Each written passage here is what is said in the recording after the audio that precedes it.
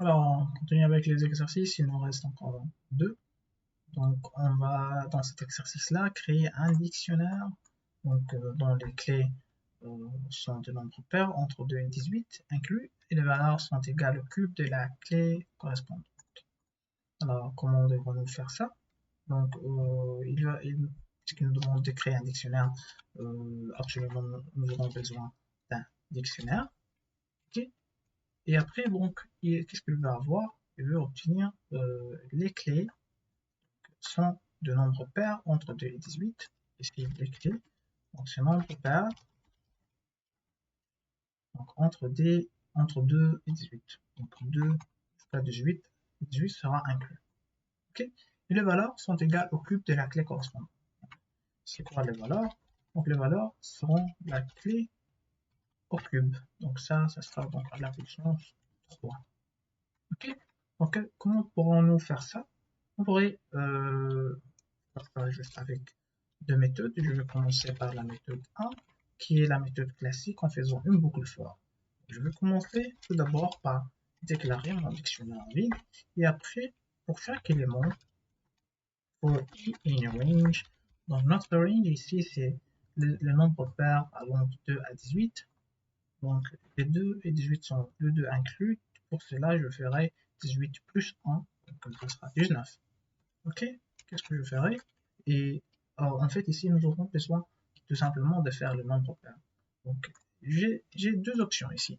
Soit dans la boucle for, ici, je vais, si ce nombre-là est pair, if i modulo 2 égale 0, ou bien, puisque je commence à partir d'un nombre pair et je connais bien que le 2 c'est un nombre pair, je fais tout simplement un pas de 2. Je saute tout simplement le nombre impair. Et avec cette façon-là, j'obtiens directement, donc une liste donc une séquence des entiers de nombres pairs allant de 2 à 18. Alors, qu'est-ce que je peux faire? Je peux, ces dictionnaires-là, créer donc une clé qui est cette i-là. Donc c'est ça, ce sera la i. Et c'est quoi? Donc c'est quoi la valeur de cette clé-là? Donc ça sera i à la puissance 3. D'accord? Donc ça sera i à la puissance 3. Et à la fin, donc ici, vous voyez juste le résultat, c'est un affichage. C'est un affichage classique de notre dictionnaire. Donc on peut tout simplement faire print ces dictionnaires-là. Je sais déclencher ça, et ça fonctionne bien, ça me donne le bon résultat. Donc je peux mettre ça ici, et je vérifie, et ça fonctionne. Je vois bien. Qu'est-ce que je peux faire aussi? Je peux faire la même chose en utilisant donc la deuxième méthode. C'est à l'aide de la compréhension des listes. Alors, je vais faire ça en une seule ligne. Ok. Comment pardon, je veux utiliser la compréhension des dictionnaires. Donc ici, au lieu de faire, on a vu le concept de compréhension des listes à la fin de ce chapitre-là, mais tous ces concepts-là s'appliquent aussi à la compréhension des dictionnaires. Ce qu'on devrait changer seulement, c'est au lieu de faire des crochets, nous ferons deux accolades, et à chaque moment, nous devrons faire, par exemple, la clé et la valeur donc, de ces dictionnaires. Alors, comment nous ferons-nous ça? Donc ici, il y aura un certain traitement, donc, comme on a dit, donc il y a un traitement ici. Comment est-ce que ce traitement va se faire? Je vais juste modifier ça après. Donc, traitement pour quel entier? Pour i in range, donc ça sera la même range, donc 2, 19, 2, donc à partir de pas des 2. Qu'est-ce qu'on va faire? Donc je vais déclarer une clé, et à chaque clé, donc on va déclarer une valeur. Donc la clé ici, ça sera notre i, et la valeur, ça sera i à la puissance 3. Et avec cette façon-là, on a déclaré un dictionnaire. Donc vous voyez, c'est similaire presque à la déclaration des dictionnaires classiques. Donc ici, vous voyez dans le dictionnaire, donc on fait chaque fois donc clé de point valeur, clé de point valeur, ainsi de suite. Donc ici, c'est la même chose, clé de point valeur pour chaque élément dans cette range-là. Donc comme ça, et tout va bien. On peut se mettre ce résultat. Et ça fonctionne. Magnifique. Donc on passe à l'exercice suivant, le dernier exercice dans la série. Donc ici, il nous demande d'écrire un programme qui retourne les clés des 3 plus grandes valeurs d'un dictionnaire. Ici, il nous donne ce dictionnaire-là. Le but ici, c'est de trouver, donc à partir de ce dictionnaire-là, donc le but c'est de trouver les clés. C'est quoi les clés? Les clés, mais pas les clés, les clés de 3 plus grandes valeurs. Ok, comment chercher ça? Ici, nous avons, les clés euh, sont des lettres, ici A, B, C, D, E, F, et les valeurs sont des entiers. Alors, nous allons comparer ces entiers-là et essayer de chercher, trouver c'est quoi la valeur, quelles sont quoi les valeurs maximales dans ce dictionnaire.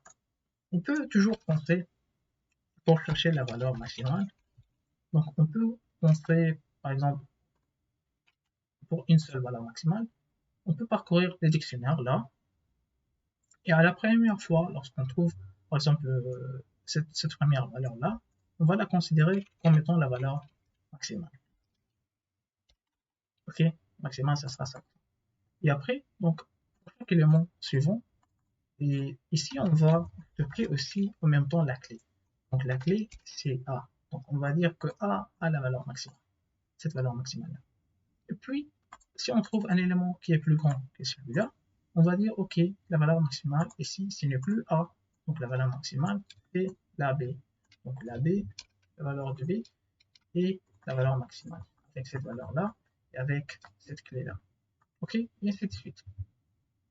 Alors, ici, donc ça, c'est la solution. Une valeur maximale, mais pour 3 valeurs max, qu'est-ce qu'on va faire? Donc on va, au lieu de prendre la première comme étant la max pour une définition, on va prendre les 3 premières valeurs comme des valeurs maximales, et après on va voir pour le reste, si on trouve une valeur qui est supérieure à ces valeurs-là, on va l'ajouter. Okay. Alors comment devons-nous faire ça? On peut faire une boucle, comme d'habitude, on va parcourir ces dictionnaires-là pour chaque clé et valeur dans ces dictionnaires-là. Bon, items. Alors, on a dit ici qu'on va stocker 3 valeurs maximales. Donc ici, nous pouvons déclarer une liste dans laquelle on va déclarer donc nos valeurs maximales. Ok? Alors, donc si on va tester, si tout d'abord on va construire cette liste-là. Donc tout d'abord, on va la construire avec les 3 premières valeurs. Alors, tant que sa longueur, donc si sa longueur ici est inférieur à 3. Donc, c'est-à-dire qu'on n'a pas encore construit cette liste-là. Alors, qu'est-ce qu'on va faire? On va mémoriser, donc on va mémoriser les valeurs de ces... on va mémoriser les clés de cette qu'on est en train de rencontrer. Ok? Alors, on va dire la maxi, donc on va faire un append de la clé qu'on est en train de voir. Alors, sinon, dans le cas où on a rempli donc, cette valeur-là avec les 3 premières clés, donc les 3 premières valeurs. Donc maintenant, je suis sur le point d'une nouvelle clé avec une nouvelle valeur. Alors, je suis sur le point de la nouvelle clé avec nouvelle valeur. Donc, il y a deux cas ici. Donc, soit la valeur ici qu'on est en train de lire, si je la nomme val, si val est supérieur à donc, la valeur minimale donc, dans notre ici est supérieur à une au moins est supérieur à au moins une valeur donc dans notre liste ici, dans la liste maxi. Ici, la liste maxi, c'est une liste des clés. Donc, on va essayer de trouver dans cette liste-là s'il y a, une clé qui a une valeur qui est inférieure à cette valeur-là. Donc, on cherchera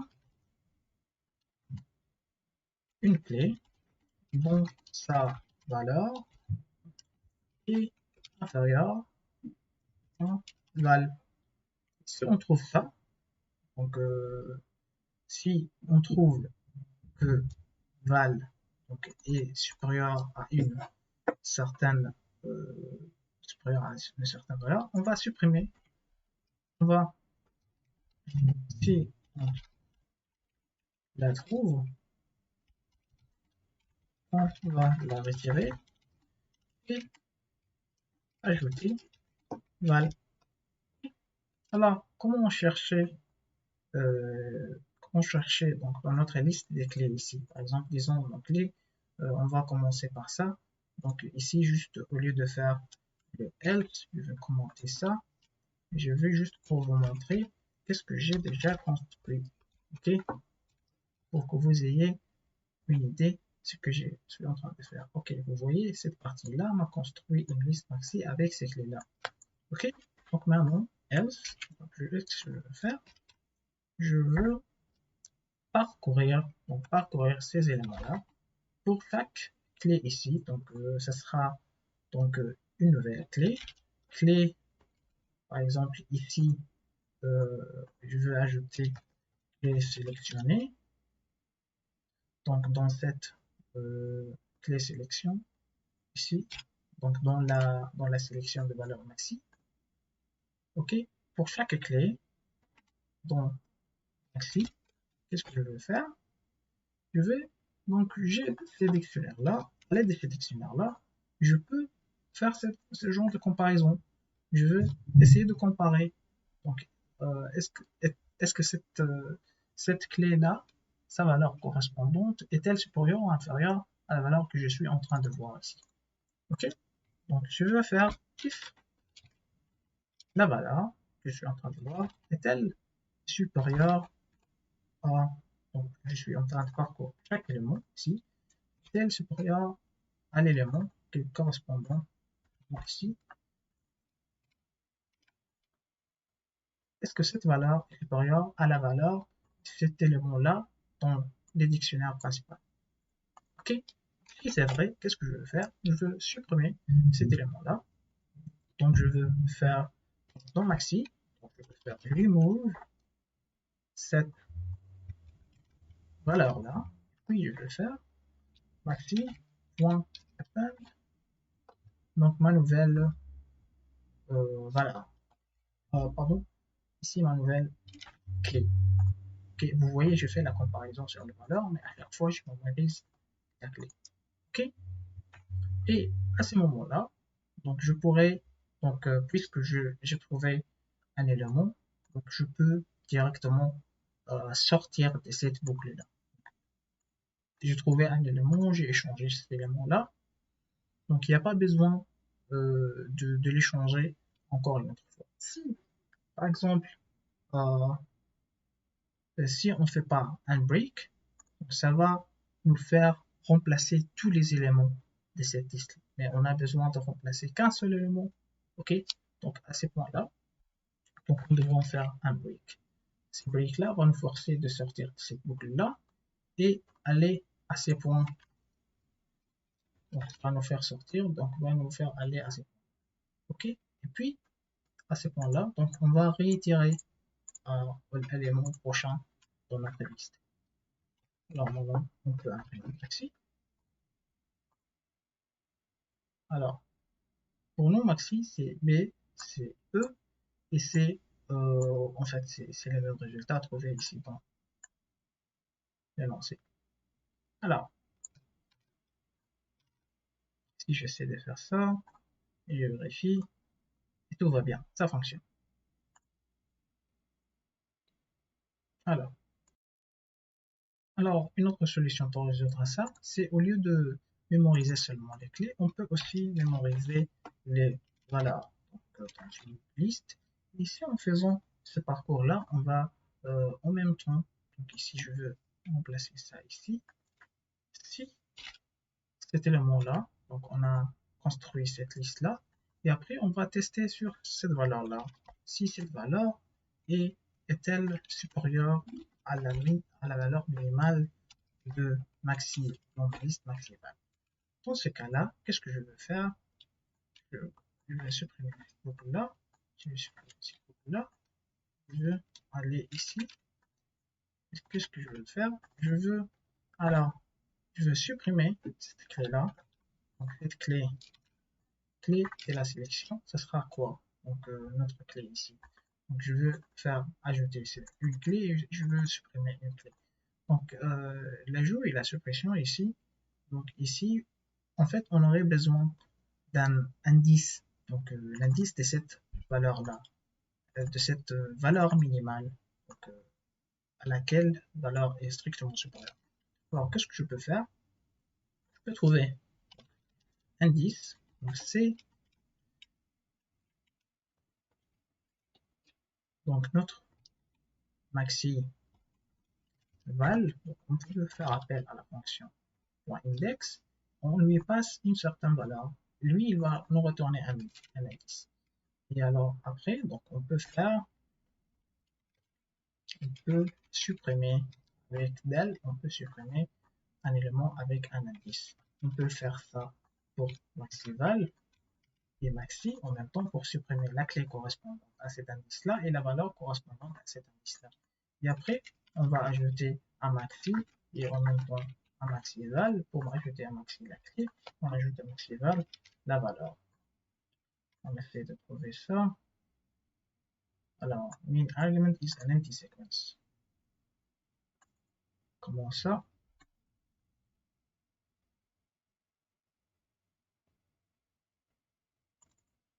Oui, c'est ça. Donc, parce que ici, je n'ai pas fait un append à la valeur maxi. Donc, lorsque je suis en train de construire maxi ici avec maxi clé, en fait, ici, je veux juste changer le nom de celui-là pour le rendre maxi clé. OK?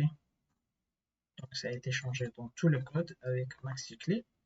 Alors, maintenant, je vais juste, en faisant ça, pour maxi valeur, je vais aussi faire un append pour la valeur. OK? Je lance le code et en principe tout va bien. Alors, c'est avec ça, on a une autre alternative, cette solution-là, qui fonctionne bien. Parfait. Alors, merci beaucoup pour votre attention et bon courage dans vos TP et dans votre contrôle périodique aussi. Merci.